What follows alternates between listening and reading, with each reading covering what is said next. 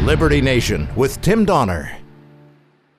It's often easy to lose perspective with the type of disease and violence that surrounded us these last months. Hard to keep your head when all about you are losing theirs. So it's instructive to consider not so much how we view America from the inside, but how we're viewed by the rest of the world, what we mean to the planet. Consider these words in a column in LibertyNation.com this week entitled The Great Erasure.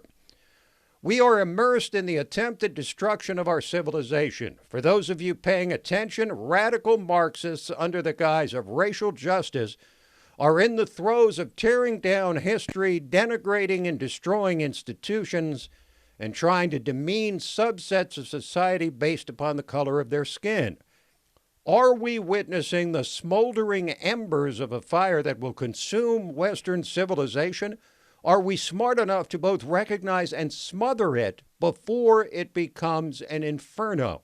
We are faced with a question, it continues, what would happen if the United States were to fall? Those the words of LibertyNation.com managing editor and international correspondent Mark Angelides, who joins us now. Hello, Mark.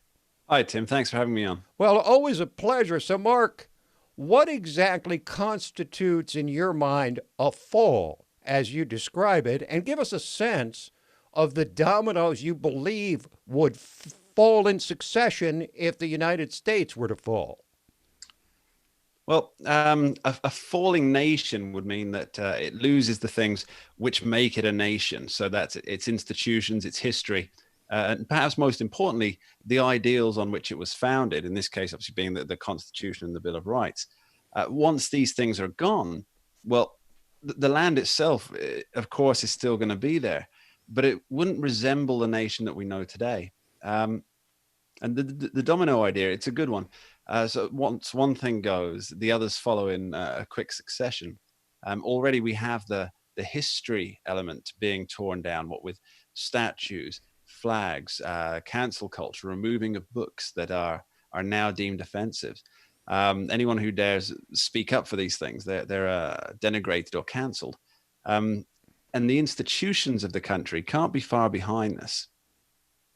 You write, quote, "This is a nation founded not on race, religion, or politics, but on an ideal of liberty. Its whole is greater than the sum of its parts."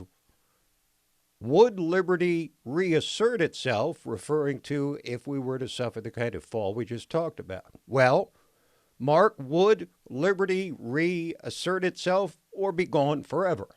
Over time, yes, perhaps. As I think Ronald Reagan said, liberty, the loss of liberty is only one generation away.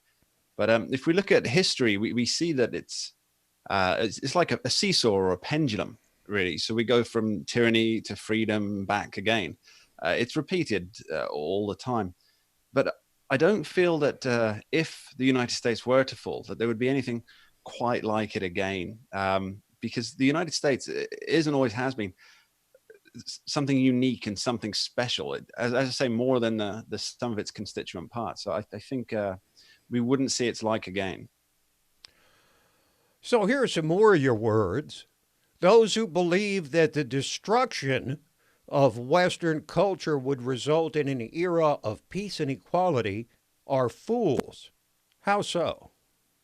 Well, the fact is that people, they value freedom, don't they? Freedom, it's never won by force, either by the barrel of a gun or bureaucracy putting on pressure. And I think if this trend, if it continues, now it may sound a little out there, but I think what we'll see will be described as terrorism.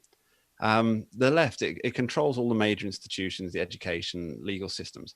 And they're a minority, but they have the power. Yes. And they have the power to label somebody and, who perhaps in the near future might be trying to reassert the freedoms that they grew up with, the freedoms that you have in America right now. And I can't see how they wouldn't label that person a terrorist. Already they're, calling people who they're canceling people who said words 30 years ago, that even 2 years ago, in fact.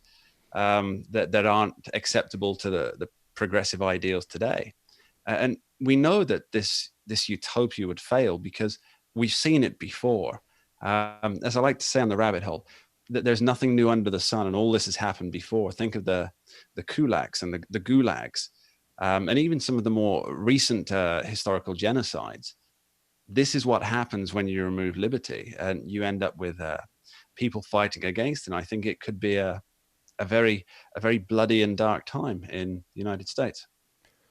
For those who aren't religiously oriented, there's nothing new under the sun is from Ecclesiastes, and I think it's good advice for people that aren't even believers in the Bible, because it's true. There is nothing new under the sun. That's what your podcast on libertynation.com is all about, putting the past and the present into perspective and understanding, among other things, that there is nothing new under the sun. We think everything that we see is unprecedented, has never happened before in the history of civilization, but that speaks to an idea called presentism, which means that our entire world revolves around the way things are now. One more line from your article, Mark, quote, "The statues, the street names, the buildings, the anthem, the flag, the language, piece by piece, brick by brick, being taken apart and consigned not even to history, but to George Orwell's memory hole, never to be thought of or mentioned again." Now, Mark, I thought we were in a time of populist uprising, and now we see open Marxism in the streets of America and elsewhere. How is this happening less than 4 years after the populist uprising that resulted in Brexit and then the Trump election? It's a tough question. It's a conundrum, certainly. I mean, I'm not sure I've seen a time like this where just about everybody has an opinion on politics. Many people are have a better understanding and a desire for freedom than ever before. And what we have to remember is, with this happening, there's a pushback. That's the way I see it. Yes. That there's a pushback from the globalists. And so what was very much an undercurrent before, that was working behind the scenes, taking over educational institutions, ensuring that only the right opinions are allowed in universities, because of Brexit and because of Donald Trump's election, they've had to come out in the open. So they are a minority, but they have a lot of power. And they're under threat, literally like never before. So they have to come out in the open. They have to do everything they can. And that involves setting up useful idiots to riot in the streets, not even understanding what they're asking for. And really, that to me, that's what it is.